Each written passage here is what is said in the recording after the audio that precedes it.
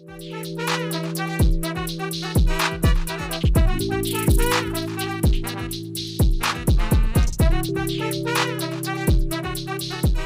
guys, Montel here, and thanks so much for tuning in to this edition of Free Thinking with Montel. And our guest today is a board certified neurologist and a fellow of the American College of Nutrition. He serves as the medical advisor for Dr. Oz's show and Men's Health, and is an associate professor at the University of Miami Miller School of Medicine.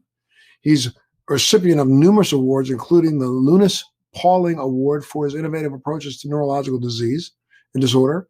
He's been published extensively in peer-reviewed scientific journals and is a frequent lecturer at symposia sponsored by several medical institutions such as Columbia University, New York University, and Harvard University. He's a 5-time New York Times best-selling author, and his 2013 bestseller book, Grain Brain, has more than 1.5 million copies in print right now as we speak, and has been published in multiple languages and is available in over 20 countries across the globe. Grain Brain kickstarted a revolution and empowers its readers to take control of their health to achieve optimum wellness for lifelong vitality. Since its publication, Grain Brain has received the #1 on a bestseller list, including New York Times, Wall Street Journal, USA Today. Dr. David Perlmutter, welcome, and thank you so much for being a part of Free Thinking with Montel today, sir. Montel, it's great, and I'm going to say right off the bat that we've known each other, you and I, for probably around 15 years. It's really good to see you again. Absolutely, sir. I'm glad. Let's not date ourselves, but it's been longer than that. But that's okay. Okay, I try to be kind. Yeah, no, you're being really kind, sir. I tell you, you look great. You look like you did 25 years ago. 20 years ago. Oh my gosh, it's been that long. Jeez. It's been that long, my friend. We think we're circling around each other right around 2000. Oh my gosh. Yeah, 2001, 2002. Yeah, but it's good. I'm glad you have done so well and your great success, especially with your best-selling book, Grain Brain. Why don't you talk a little bit about that? Tell us a little bit about the book first. Well, this is a book that was an outgrowth of what I was doing in my clinical practice. I was this was years ago. I was very, having a tough time with the fact that I was kind of mopping up the disasters, really dealing with people who are having really devastating brain issues. And we were there just treating symptoms. That's what I did as a neurologist. And I really felt like it was treating the smoke while I was ignoring the fire. So I set about to try to figure out, well, what's underlying these issues, these brain disorders like dementia, for example, MS, and began to realize that, a lot of it had to do with inflammation, and a lot of inflammation has to do with our lifestyle choices. And back in those days, the idea that, the foods that we ate, the amount of sleep we got, our exercise, our stress levels, that could play a role in the destiny of our brains. I think really not a lot of people were willing to embrace that. My training was simply write prescriptions for drugs, next patient. And I really made that my reason to be. My purpose in life is to try to uncover what's going on that brings people to the place of disease, and even the notion of preventive medicine as it relates to the brain, as it relates to neurological disease, and realize that, for example, things like sugar, simple sugar, devastating as it relates to the brain, as it relates to the heart, as it increases our risk for cancer and diabetes. Nowadays people talk about that. It's pretty common knowledge. But back then, there was an awful lot of pushback, but that's okay. It's always good to rock the boat a little bit. But Doc, one of the things that really has thrown me, I think a book like yours, Grain Brain, is so much needed right now, especially because we've gotten so trapped in this whole world of pharmaceuticals that, I think in some ways the medical community doesn't want to look beyond that. They want to try to figure out how do we solve a problem at the end rather than how do we prevent a problem to begin with. But when you come up with something like this, which I want to call almost transformative, I mean, this is a transformative thought process to healthcare. And we know what happens in the medical community with transformative ideas. It's met with the most vehement and adamant resistance. I've seen a couple of interviews that you've done and noticed, some of the people that are on those interviews throwing names at you. Well, how about what the University of so-and-so said? How about what the University of so-and-so said? As if those people were the authorities, number one, but number two, trying to almost like throw, a rock at your glass building to say, no, you can't be right because these other guys didn't believe that. So how can you be right? Have you been met? You've been met with quite a lot of resistance and pushback. Thank goodness. Thank goodness. I mean, if not, then you roll over and play dead, and you have to challenge the status quo. Ronald Reagan said famously that status quo is a Latin term meaning the mess we're in. So you really have to challenge, whether you're right or wrong, you have to challenge status quo. Otherwise, we make no progress. And, to your point about being challenged over the years, yeah, that's for sure. And I'm not sure you saw a link I sent you earlier, but I sent you a link of an interview I did on the CBS morning show where my views about sugar, the challenge to me was we reached out, doctor, to the sugar industry, and they told us that sugar is fine in moderation. That I did see that, and that really bothered me quite a bit because it's kind of crazy. It's like, I've been working on multiple initiatives in the last 10 years that are transformative initiatives in science. I work in the field of neuromodulation. There's been such incredible pushback to neuromodulation in some ways, though we've accepted it when it can be an implantable, invasive device, but we won't pay attention to the same technique when it's not implantable, not invasive. I'm working right now on a project involved with a protocol that has now been, achieved evidentiary medicine status and has literally been touted as one of the only cures in existence right now for PTSD. 9 out of every 10 people who go through this protocol remit all symptoms of PTSD in as little as 5 hours without any pharmaceuticals. But this has been met with some of the most egregious and vehement pushback from, the medical community that has turned PTSD into a cottage industry. And yeah, I hear you. And when we look at the data, for example, as it relates to PTSD with respect to psychedelics, that data is profound. And these people, as you well know, are suffering. I remember years ago, you were very much dedicated to Vietnam veterans in some of your outreach. And these are people who are suffering. And now we know that there are validated studies that look at various types of interventions that can be helpful. But the problem is, and it shouldn't be a problem, they challenge the mainstream approaches of simply medicating these people into oblivion. And that's not an answer. And, I think one of the biggest issues that we called out in Grain Brain and in my subsequent books was that our lifestyle choices matter a whole heck of a lot in terms of charting our destiny. In my case, the brain's destiny.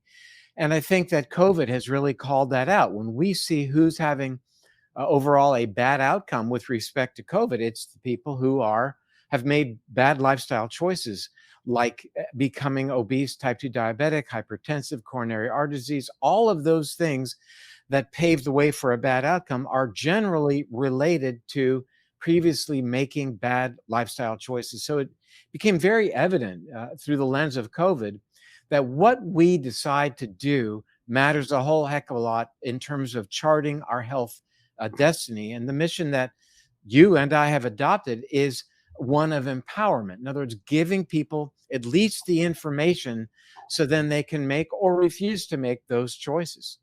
I know, and the choices are in some ways so simple and just right there in front of you.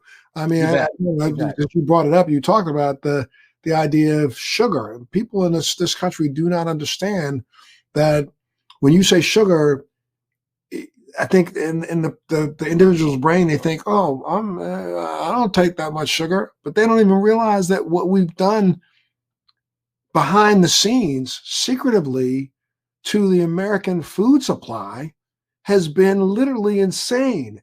The amount of sugar that they add to milk, sugar that they add to bread, sugar that's added to every single thing. I saw this. I took a flight to Israel.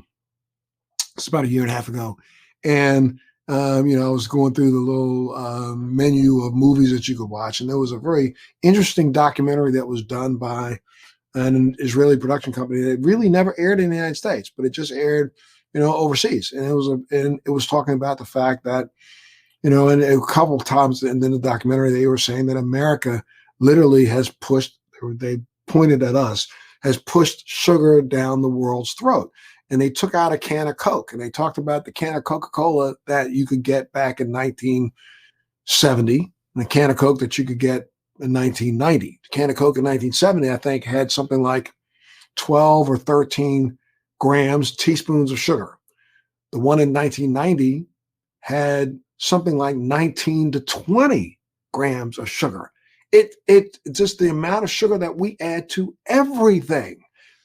And I think importantly, it's not just the sugar, but it's the type of sugar. So the addition into the sweetening of the American foods, there are about 60 to 70% of the 3 million foods sold in America's grocery stores have added sweetener because we find sweet appealing. There's nothing unusual about that. Sweet used to tell us to eat the food because it meant it was safe. A sweet food was never a dangerous food. And it also allowed us to make body fat so we could survive during times of caloric scarcity. Now, of course, there's this evolutionary environmental mismatch whereby there's plenty of calories, plenty of sugar, but people talk about the type of sugar, and what we're seeing more and more of in terms of what is being added to our food these days is fructose in the form of regular table sugar, which is 50% fructose, or an even higher level of fructose, as is found in high fructose corn syrup, used aggressively for two important reasons. Number one, it is very sweet, sweeter than regular table sugar. And number two, it's cheap.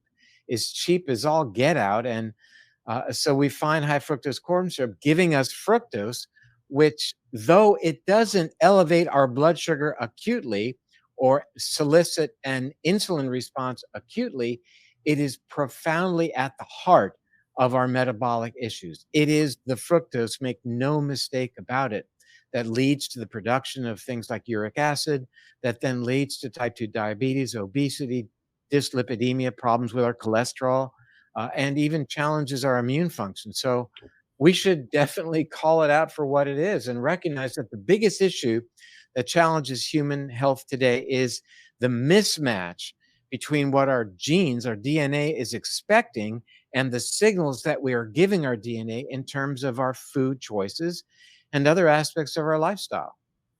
And when you talk about fructose, we'll go back to that for a second, but is that not a chemical that honestly the body does not even really recognize to be able to digest completely? No, our bodies absolutely recognize fructose. It's a powerful signal. When you consume fructose, it's telling your body that winter is coming. It says, it says make fat and stop using fat. Store it away, make fat and store it away, and become insulin resistant because we want to increase our body's fat stores. Because, in the day, when you would eat fruit, hence get fructose, it was in the late summer and in the early fall, which signaled our bodies that winter was coming. So those of us who made more fat with fructose ended up surviving and passing on the genes that really facilitate that whole pathway. That, interestingly, we now understand filters through a chemical called uric acid. We've always thought of uric acid in terms of gout or kidney stones. That's why your doctor might check your uric acid. But it turns out it's far more important than a metabolic waste product. Uric acid is a signal for us and other primates to make fat. So we really ought to know our uric acids and recognize that two things contribute to elevating uric acid. Fructose, basically in the form that we get it so commonly today, high fructose corn syrup and other forms, and something called purines. Purines are found in organ meats and concentrated in foods like anchovies and sardines, less important these days than fructose. And look, fructose in the form of organic apple juice, 100% organic orange juice from Florida. It's fructose. Your body doesn't know where you got it, but when it sees it, it responds by saying, oh, winter's coming. I'm going to make this person fat so he or she will survive. But the problem is we don't need this extra body fat. It's contributing to our neurologic issues, cardiovascular issues, and even cancer. Well, let's talk a little bit about, in the grain brain, you talk about other dietary things that we consume that are just as dangerous as fructose, right? like wheat and other stuff? Yeah, well, what we really, the two main pillars that that book was built upon are first the threatening effects of simple carbohydrates and sugar on the brain. And really, let's be clear, it's the entire body. To segregate out the brain is a little unfair. It's the heart, the immune system, it's diabetes, it's cancer. The other thing we looked at was gluten, which is a protein found in wheat, barley, and rye. And at the time we talked about it, everybody says, oh, Dr. Perlmutter says that gluten causes Alzheimer's.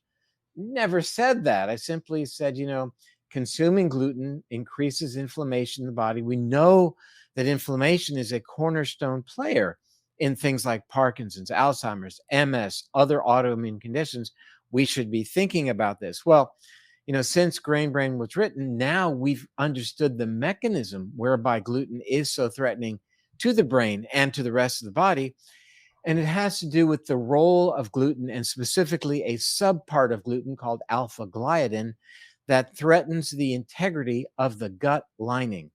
Now, Montel, why in the world am I having a conversation about the gut lining as we're talking about the brain? Because it turns out that the integrity of the gut lining plays a powerful role in regulating inflammation throughout the entire body. When that gut lining is compromised and we have what's called a leaky gut, then things within the gut get into the systemic circulation and challenge it. And when the immune system is challenged like that, it spits out these inflammatory chemicals that people are now knowing about called cytokines. People know about them now in the context of COVID, vis-a-vis the cytokine storm. But make no mistake about it, we've known about cytokines for a long time, not in the context of the cytokine storm, which is a sudden explosion of these chemicals seen with COVID, but the smoldering low-grade elevation of cytokines that is associated with Alzheimer's disease, yes, Parkinson's, MS, other autoimmune conditions, autism, for example. So we've got to rein in not just the explosion of cytokines that occurs with COVID, but this chronic elevation of cytokines that occurs when, getting back to the gut, when the gut is threatened. So gluten threatens the integrity of the gut lining and augments inflammation in the human body. When we threaten our gut bacteria, the microbiome, same thing happens. It is the job of the gut bacteria to maintain that integrity of the gut lining. So antibiotics, for example, non-steroid anti-inflammatory drugs like ibuprofen, acid blocking drugs that people take left, right, and center when they don't tolerate a certain food. You see the commercials, threaten the gut lining. And now the research shows, for example, a correlation between taking acid blocking drugs that are over the counter, for crying out loud, and risk for stroke and dementia through the mechanism of changing our gut bacteria. And people who are concerned about gluten, now gluten is almost in every processed food, is it not? It's added to a lot of processed food, that's for sure. So you have to be a careful consumer. And, in the day when Grain Brain came out, people said, well, the only people who have to worry about gluten are people who have celiac disease. Well, that's 1.2 to 1.8% of the population. And that's, even in and of itself, that's not an insignificant number globally. But since then, we've learned that there are a large number of individuals who have what is called non-celiac gluten sensitivity, meaning they're going to have issues related to gluten, even though they don't have this genetic autoimmune condition called celiac disease. And that may be 60 to 70% of the population. And that clinical entity has been described in the Journal of the American Medical Association. When we talked about it when Grain Brain was written, the notion of non-celiac gluten sensitivity was already well established in Europe, but hadn't really gained traction here in America. So we've continued to describe the science, put the science out. But now we see really terrific researchers like Dr. Alessio Fasano at Harvard making it very clear that gluten affects everybody in terms of gut permeability. I think one of our biggest efforts should be directed at maintaining our gut wall integrity. That's our most important first line of defense. as it relates to our immune system. We now know that there are correlations between changes in the gut bacteria in terms of bad outcome with COVID. Why might that be? Because again, the gut bacteria are regulating our immune responsiveness. Believe it or not, our gut bacteria also playing a role in terms of regulating the response of our DNA. What I just said, think about, is that our gut bacteria are to some degree controlling the expression of our life code, of our DNA, that gift that we inherit from mom and dad and from everyone who came before us, being controlled to a certain degree by the gut bacteria, by the bacteria that live within us, that we need to nurture by feeding them appropriately and not challenging them with chlorinated water, with glyphosate sprayed on our foods, with antibiotic given so liberally these days. We have to really cater to our gut bacteria because they are pulling the strings in terms of our gene expression. Well, I mean, but this is knowledge that I got to tell you, and I know Grain Brain is unique in itself with a lot of the things that you talk about in there, but there are a lot of people out now for the last 10, 15 years have been doing, lectures and speaking and again, cottage industry made out of this, trying to help people at least navigate, their dietary choices. Yet the industry that provides us with food doesn't listen.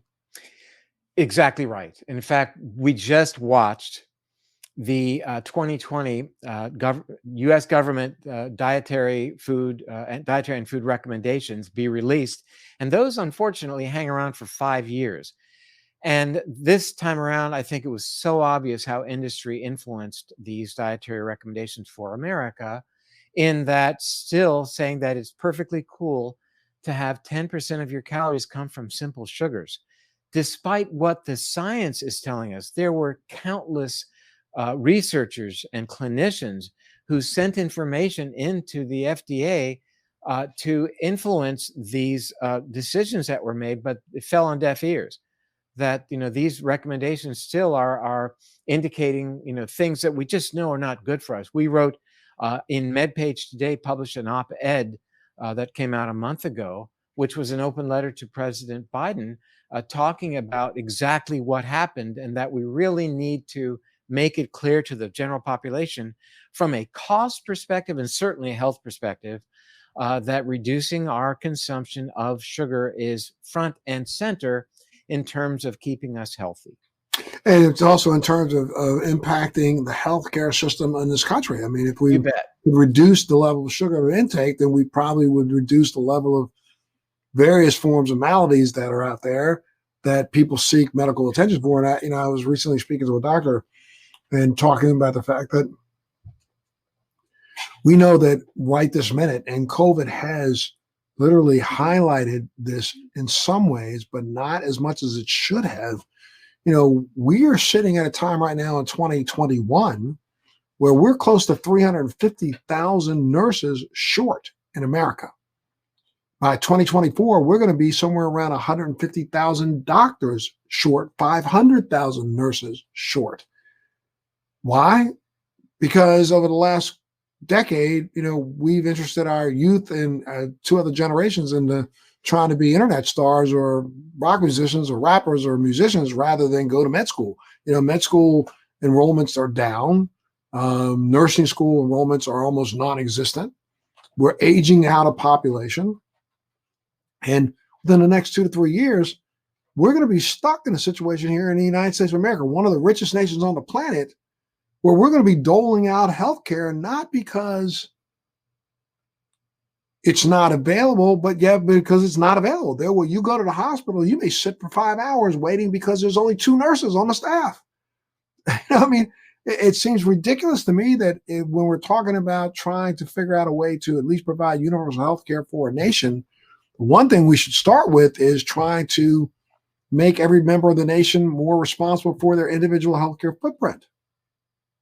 Well, I think it gets to the notion of the healthcare system. The reality is that our so-called healthcare system has nothing to do with health. Sick It care. has to do with illness. It's an illness care system. So it's not about health. It's not about keeping people healthy. And there's very little caring involved. It's pretty much formulaic. You have high blood pressure. Here's the pill. See you later.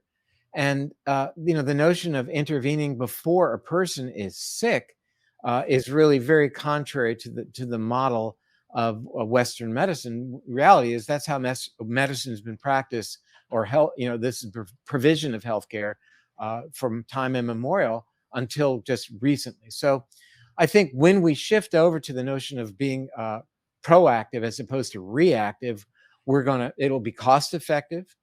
It'll be certainly more humane.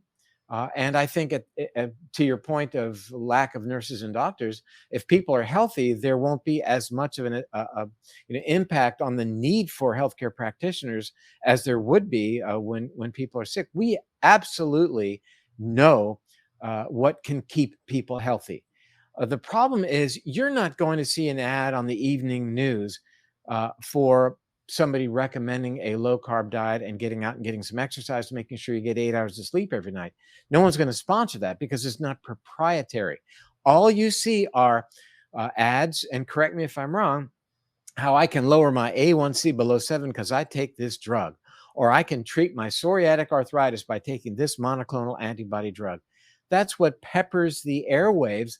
This direct-to-consumer advertising is profoundly effective, and it focuses on treating diseases that have already manifest. It reminds me of a quote from the Neijing, the Yellow Emperor in the 4th century BC, who stated that prevention is the ultimate principle of wisdom. To cure a disease after it has manifest is like digging a well when one feels thirsty, or forging weapons when the war has already begun. So we really got to emphasize the notion of keeping people healthy. It's the right thing to do as a doctor, as a healthcare provider, and it's certainly going to be cost effective as well. I mean, it just seems to me, though, that with the exact same amount of emphasis on marketing the, sick care drugs, I mean, it just would seem all we need is just one billionaire to decide, you know what, I'm going to start marketing the healthy things, prepackaged healthy meals, so that, if I take a choice out of me, I don't have to go to the grocery store and try to pick down each aisle and try to navigate what might or might not be healthy. I can just order it online and boom, comes to my front door. Cook A, B, C. That's breakfast, lunch, and dinner if you want. I happen to be just a breakfast and dinner, or a late breakfast and dinner eater, but 2 meals a day is enough for me. I think that's part of another problem that we have in this country, is that we just still can't seem to get away from the idea of consumption, overconsumption. That's right. I would like to meet the person who invented 3 meals a day. I mean, I cannot imagine our hunter-gatherer forebears stopping for lunch, oh, it's lunchtime, we have to stop and eat. Give me a break, That's something I've been talking. When we were little rodents on the savannah, we weren't running around in the middle of the day out on the savannah looking for food. There were lions and tigers and bears, oh my, out there. So, you ate something early in the morning before they woke up, and you got something early or latter part of evening before they went to sleep. And we were probably only eating maybe once a day every now and then, twice a day every now and then, but not 3 times a day. Who came up with that thing? Well, I mean, I'm sure you're quite aware, all that has been written about both intermittent fasting and full-on fasting. We did an online fast with our group. I guess it was already about a year ago. Time goes by during the time of COVID. And interestingly, we were asking people, well, what did you experience? Clarity, I was hungry, on and on. And what many people reported back was they reported a greater sense of gratitude. Gratitude, not just that we have food, but an overall sense of gratitude is engendered when we fast. And, fasting is a part of every major religion. Right now, as you and I have this conversation, we're in the middle of the fast of Ramadan. And Jewish fast of Yom Kippur, Jesus fasting 60 days prior to his public ministry. This is something that, is a way that we can reconnect. We can talk about the biochemical mechanisms that are activated during fasting, how it turns on autophagy so we can get rid of damaged cellular debris, if you will, et cetera. There are a lot of things, reestablishing insulin sensitivity.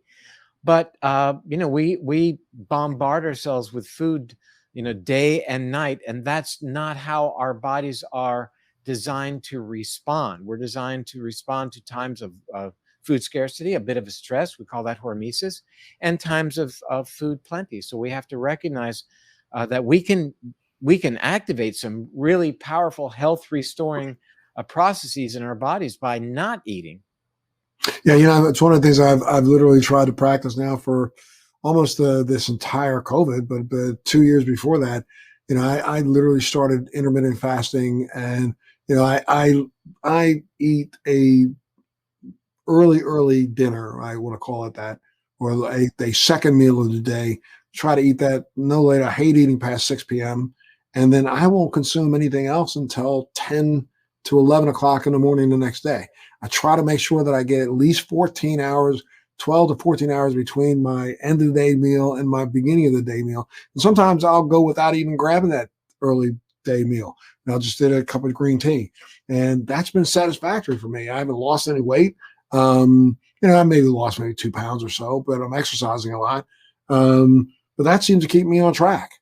Let's talk a little bit. Well, I'm sorry. Let me go back because knowing your medical history, which that I do, Yes. I think that's a really, really good idea for you because, based upon, what goes on with respect to your medical issues, I think I would recommend that, in a similar situation because you're doing the right thing. And, along with other types of supplements, et cetera. But I think it's right on target for you.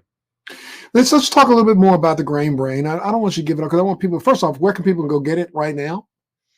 Oh, Grain Brain is at all the online retailers, bookstores around the globe, 34 languages. So I guess Sure. there's the major languages are covered. And I have to admit, I have whenever it comes out in another language, I get a copy. I put it up on the shelf behind me, and I cannot identify some of these languages. I mean, I would That's, I would get up to show you, but I'm wearing shorts right now, so no, that's that's okay. That's not so so good. professional.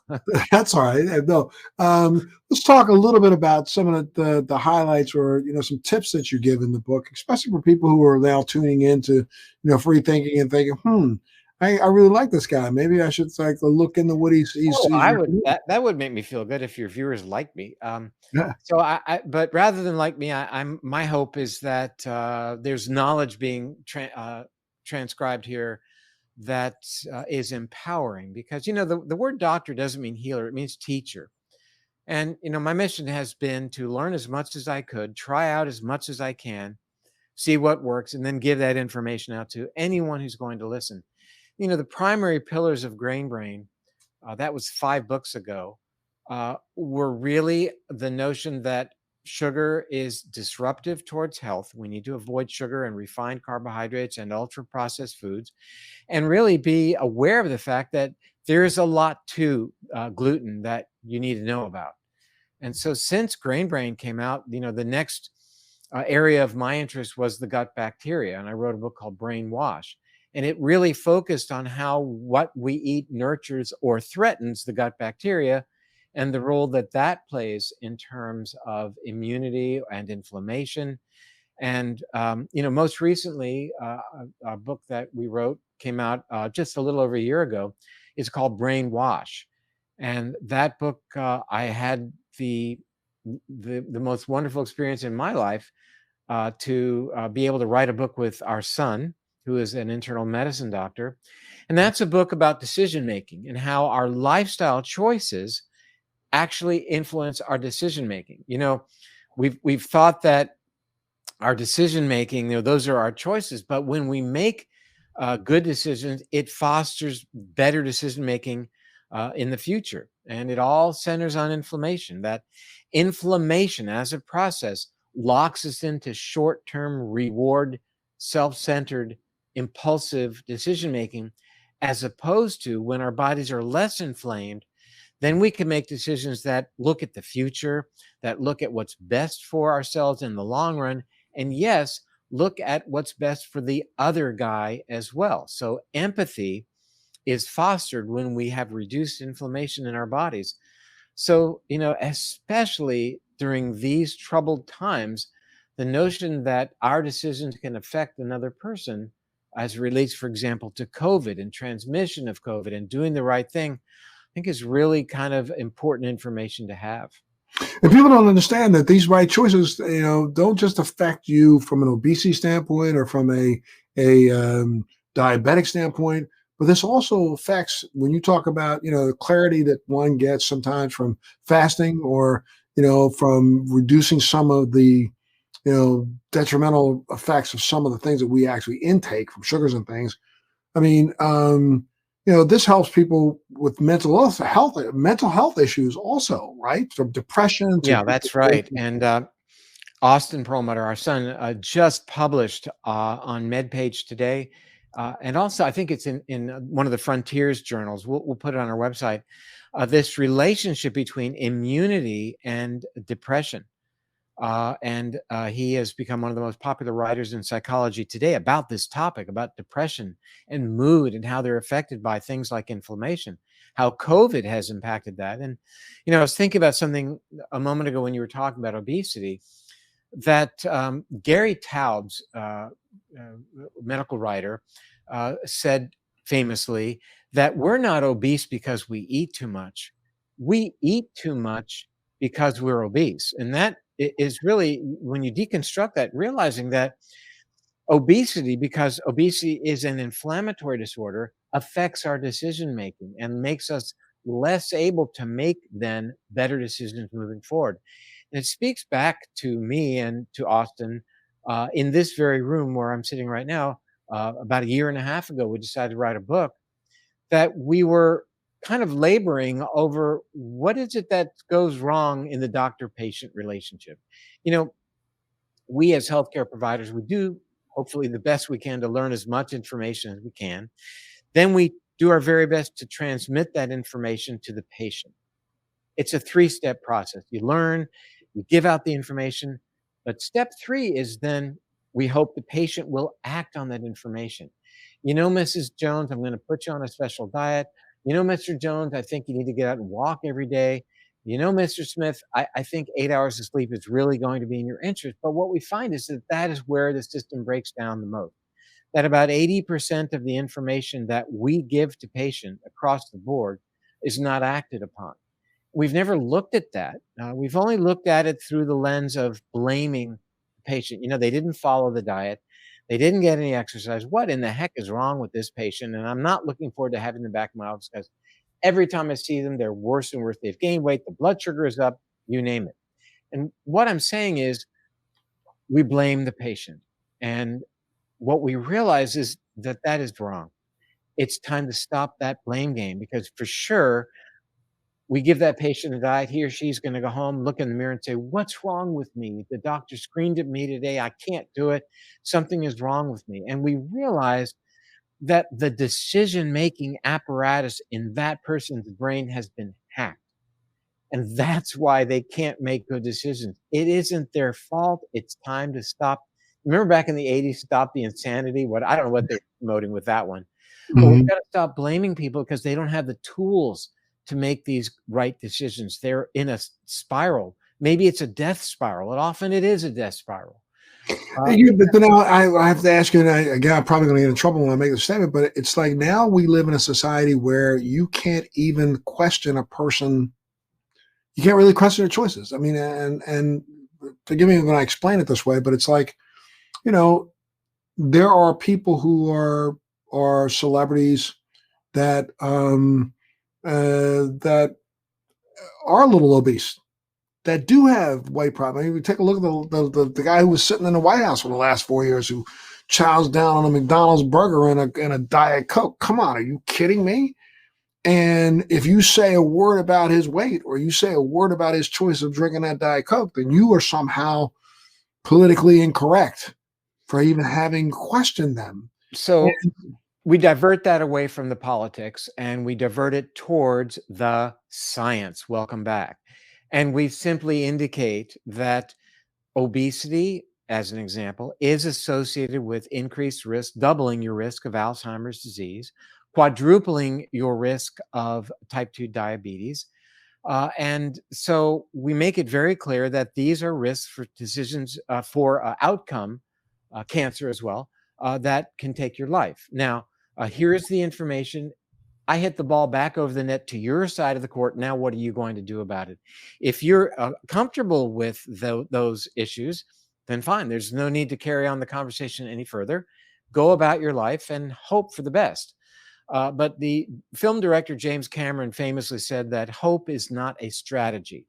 So if you are looking for a strategy for better health and reduced disease risk, then we do have to have this conversation about your weight, your blood sugar, your blood pressure, your lack of ability to get a good night's sleep, whatever is the parameter. Oftentimes there are many. And then talk about creating a plan to get you back on track if that is your choice. This isn't about fat shaming. This is about inviting people to participate in regaining their health. And it's never too late, correct, Doc? I You mean, bet. the person who's suffering from some issues right now, they say, "Oh, this guy's recommending this stuff for me, but it's too late for me. It's not going to work, so screw it. I'm okay." But it's never too late, correct? Never too late. I mean, that whole notion of never too late was emblazoned on my brain when the first research in humans, which was in the late 1990s, came out indicating that we have the ability to grow new brain cells. And there was a huge rejection of that notion. Though we had identified it in rodents, we identified it in primates, the fact that humans could grow new brain cells was off the table. And when it was finally identified in humans, it was rejected and finally was published in the journal Nature by Dr. Erickson. And then he identified the fact that humans are growing new brain cells in their 90s. We were told 18 was the cutoff. Remember, you get new brain cells to about 18, and then every beer you would drink, you would lose 40,000 brain cells, Right, whatever was the number. Remember? right. But we now recognize that this process of neurogenesis, growing new brain cells, is something that perseveres throughout our lifetimes, even into our 90s. So it is clearly, number one, it's never too late. And number two, as it relates to neurogenesis, we fully understand how lifestyle choices influence that activity. For example, exercise is a powerful upregulator of the growth of new brain cells in your brain. Who wouldn't want that? Absolutely. And so now, you have a brand new book coming out now, also, right? About reducing your gas. About Yeah, reducing yeah. your gas. The book Uric Acid, and this is February of next year. I know this is supposed to be evergreen, but what the heck? The book is called Drop Acid. And what does that mean? It means we really have to concentrate on reining in our uric acid. As I mentioned before, you get your uric acid level when you go to the doctor and have a comprehensive panel.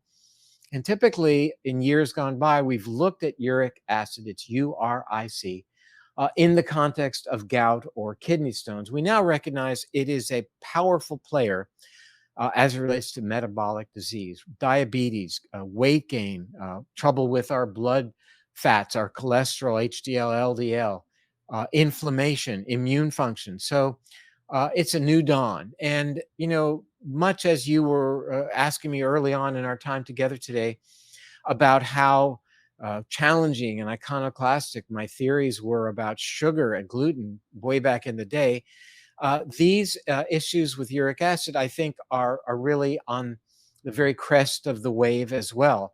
But we're beginning to see a lot of medical research coming out. A lot of doctors are talking about reining in your uric acid. So what we talk about in Drop Acid are the dietary strategies, both that are associated with raising uric acid, which we don't want, as well as how we modify our diets to lower uric acid, which is the goal. And that is, a powerful tool then for people who said, I really want you to know that I have done my very best in terms of diet or exercise, whatever, and I still can't lose weight. I still can't get my blood sugar under control. For these people and others, this might be the very important missing metabolic link that we've now identified. Wow.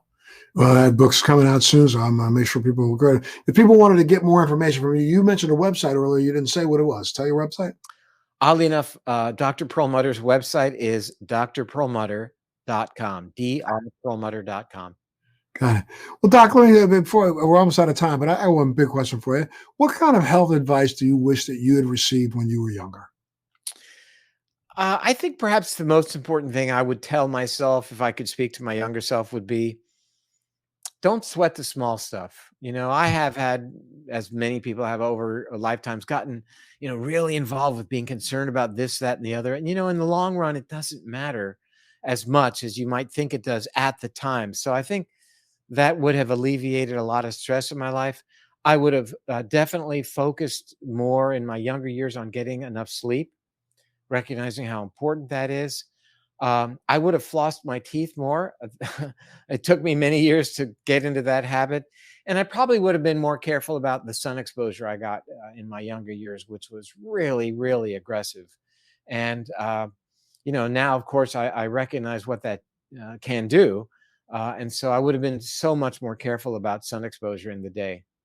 And from a dietary standpoint, you've been on this mantra for most of your entire life, correct?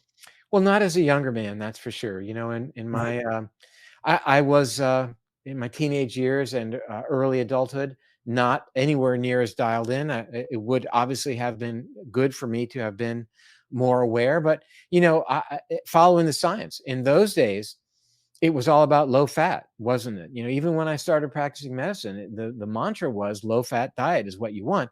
The problem with low fat, several problems, is that we need fat. Our bodies thrive when we eat good fats, and that's obviously an important qualifier. But the default when we cut fat out of our diets for calories was carbs. So I wish I would have known about that. But indeed, the science was telling us that fat was the enemy. And in fact, my early books parroted that information that we now know.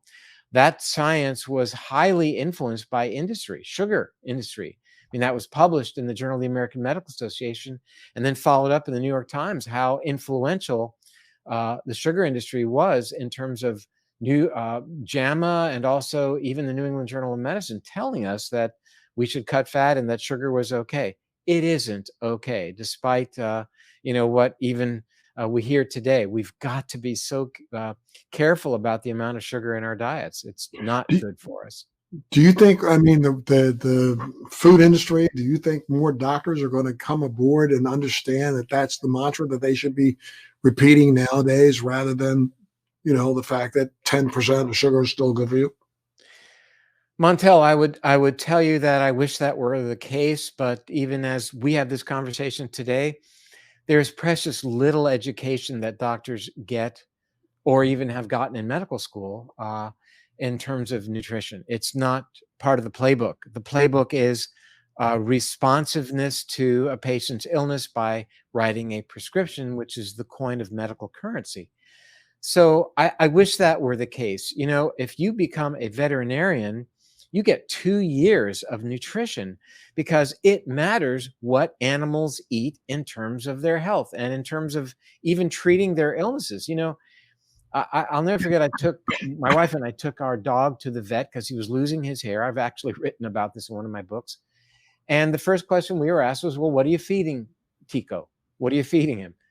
And I was stunned because my wife answered the question because that's I don't buy the dog food, but um, I sat there in disbelief, thinking that what would happen if doctors were to ask patients that when they Right. walked in the room? Okay, what are you eating? And yet we should. It's that important for all the reasons that you and I have talked about today, including the microbiome, including gut permeability, immune regulation, and inflammation. So it's really vitally important that we have the discussion about nutrition as it relates to human health and preventing disease. And also, importantly, be open to the notion that over time, the recommendations will change. And that's a good thing. As we learn more about nutrition science relating to humans, we should welcome the fact that the narrative is going to change. Nowadays, there's a huge emphasis on dietary fiber. We never talked about it before. We talked about it in the context of constipation. Well, eat more fiber, then it'll draw fluid water into your gut. You'll have better bowel movements. No, dietary fiber is how we give nutrition to our gut bacteria. That's why it's really important.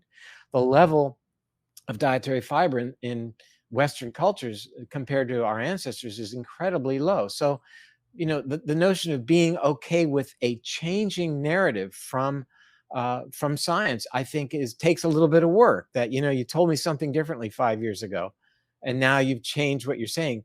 That's a good thing. It is a good thing. It is a good thing that I think finally the world is going to, especially our nation, is going to get back on track and believing science is real rather than, something made up. I can't thank you enough, sir, for being a part of Free Thinking Today with Montel. And I know that all our viewers are going to love the opportunity to hear you. And again, they can go up on drperlmutter.com to find out more information. The Grain Brain is out right now. Another book that you'd like to promote, is it The Brainwash? Brainwash, we're really proud of that. New York Times bestseller right out of the box. And again, I had the opportunity to write a book with my son. How cool is that? That's a really important book because so much about what we're seeing play out in the world right now as it relates to, the pandemic, as it relates to the planet and climate change, really is focused on our decisions. And that's what the book is all about. So let me say to you, Montel, thank you for having me today. I'm just so happy to reconnect with you after all these years. It's really good to see you. Good to see you too, sir. You take care of yourself. Stay well. Love that family of yours. I know you got your vaccine, right? Both. Yes, that's correct. Got both of mine too. So we're going to keep promoting the heck out of that. But stay safe, sir. And I'd love to have you back anytime you want. You always got a home here. Thank you again. Good to see you. Good to see you. You take care. Bye-bye now. Make sure you tune into the next Free Thinking with Montel. Thanks for joining me on Free Thinking with Montel. Please make sure you're subscribed and hit the bell to be notified when new episodes post each week. We'd love to hear feedback, so please send us your comments.